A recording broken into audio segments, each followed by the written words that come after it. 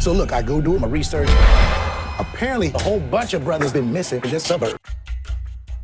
Get out! Yo!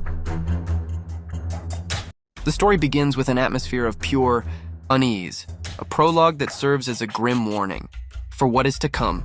In a quiet, perfectly manicured residential suburb, a young black man walks alone, trying to find his way using his phone. The silence is broken when a white car begins to follow him rhythmically. Sensing danger, the man decides to turn around, but it is too late. A masked individual assaults him, knocks him unconscious, and drags him into the trunk of the vehicle. This scene establishes the core premise. In this idyllic setting, something sinister is hunting. Shortly after, we meet Chris Washington, a talented young photographer from New York, with a special gift for capturing the raw essence of reality. Chris is at a crossroads in his relationship with Rose Armitage, a white girl he has been dating for 5 months. They have planned to spend the weekend at her parents' rural estate, a prospect that fills Chris with deep, silent anxiety. Do they know I'm black? He asks with a mix of caution and resignation. Rose, with a smile that seems genuine and carefree, assures him it doesn't matter at all, joking that her father would have voted for Obama a 3rd time if he could. This phrase, which seems like a banner of progressivism, will later become one of the most ironic signals of the plot. The road trip marks the beginning of several omens. While driving through a wooded area, a deer suddenly crosses their path, and the impact is inevitable. The animal lies dying in the ditch. Chris, visibly shaken, walks into the woods to watch the animal draw its final breath. This connection to the deer's death is not accidental.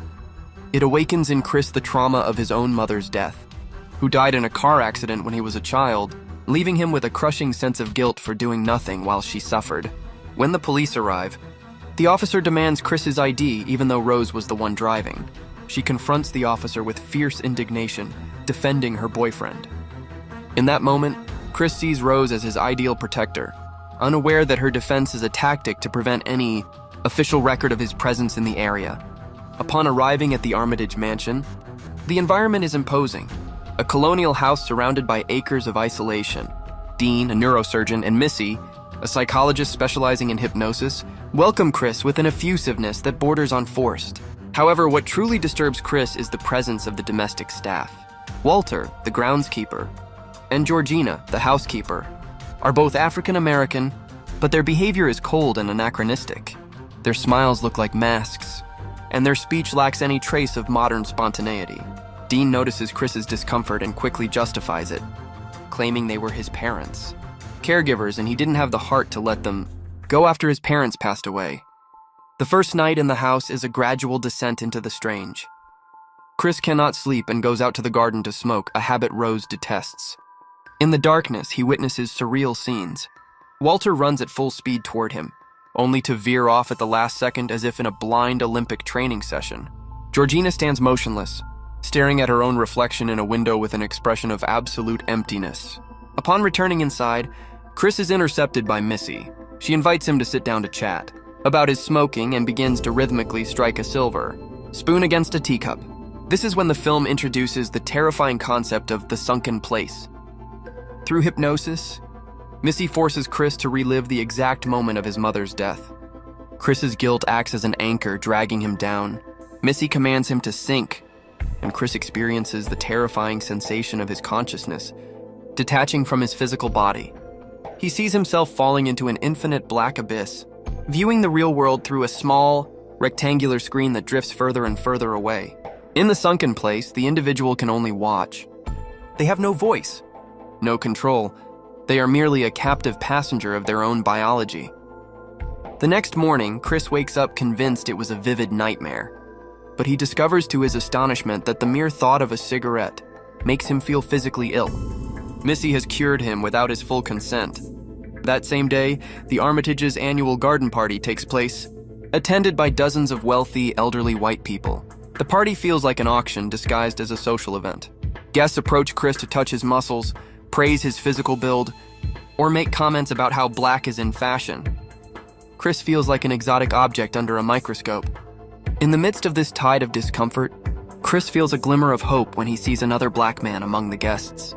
This is Logan, a young man married to a much older white woman. Chris tries to greet him with a fist bump, but Logan reacts with an aristocratic formality that baffles Chris. Logan seems to be operating on a different frequency, with clothing and language that do not match his age.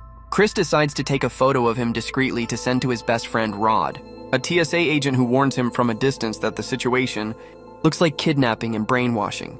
When the camera flash goes off, something in Logan breaks. The flash seems to short-circuit the mental control he is under. Logan begins to bleed from his nose and, with animalistic desperation, grabs Chris and screams, "Get out! Get out of here!" The Armitage family quickly intervenes, taking Logan away and claiming the flash triggered an epileptic seizure. Chris, however, can no longer ignore his survival instinct. Determined to leave, Chris convinces Rose they must depart immediately. While she pretends to pack her bags, Chris accidentally finds a small, poorly closed door in a closet. Inside, he discovers a box containing the family's darkest secret. Photographs of Rose with numerous black men and women, all with the same lost look. Among the photos, Chris sees Walter and Georgina, who in the past were Rose's lovers or friends before becoming the servants he met. Rose is not the progressive girlfriend he believed her to be. She is the hunter, the bait who has been luring prey to that house for years.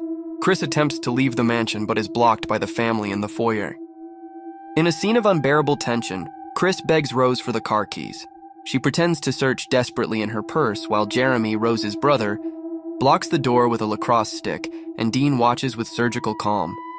Finally, Rose pulls out the keys, looks at Chris with sociopathic coldness, and says, "You know I can't give you the keys. Right, babe?" At that moment, Missy strikes the teacup with the spoon, and Chris collapses, returning to the sunken place. Chris wakes up tied to a leather chair in a basement conditioned as a viewing room. In front of him, an old television plays a video featuring Rose's grandfather. It explains the coagula process. The Armitage family and their friends have developed a technique, combining hypnosis with cutting-edge neurosurgery. The goal is to achieve a form of immortality or perfection. Elderly or disabled white people buy the bodies of young African Americans in an auction. Then Dean performs a partial brain transplant. The buyer's brain is moved into the black youth's body. The buyer's consciousness takes total control of motor and cognitive functions, while the original host's mind is banished to the sunken place forever, watching from the darkness as a stranger lives their life and wears their skin. Chris's buyer is Jim Hudson, the blind art dealer he met at the party. Jim explains via a screen that he doesn't care about skin color or politics. What he wants is Chris's visual talent, his photographer's eyes. It is an extreme form of exploitation. The theft not only of the body, but of artistic perception. When it's time for the surgery, Jeremy enters the basement to collect Chris. However, Chris has devised a desperate plan. Remembering that rhythmic sound is what hypnotizes him, he uses his fingernails to tear the cotton stuffing from the chair's upholstery and stuffs it into his ears. When Jeremy approaches, Chris is not hypnotized. He surprises him, knocks him unconscious, and begins a violent, cathartic escape. Chris moves through the house, eliminating his captors one by one. He kills Dean by impaling him with the antlers of a mounted deer head. Poetic justice against the man who despised those animals.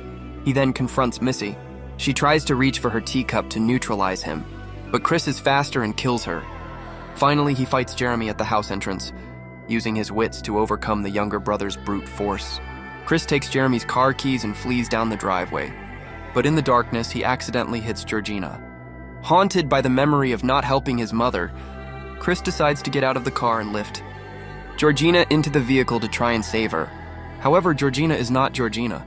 She is Rose's grandmother living in that body. She attacks him, causing the car to crash into a tree. Georgina dies in the impact, and Chris crawls out of the vehicle, injured. Rose appears on the path with a hunting rifle, followed by Walter, who carries the mind of Rose's grandfather. Walter, with his superior physical strength, tackles Chris. In a final act of desperation, Chris pulls out his phone and triggers the flash directly into Walter's eyes. The flash, just as it did with Logan, brings back Walter's original consciousness for a few seconds. Regaining control, Walter asks Rose for the rifle, pretending he is going to finish Chris off, but instead he shoots Rose in the stomach. Immediately after, Walter turns the gun on himself and commits suicide, preferring death over being a prisoner in his own body again. Chris approaches Rose, who lies bleeding on the ground.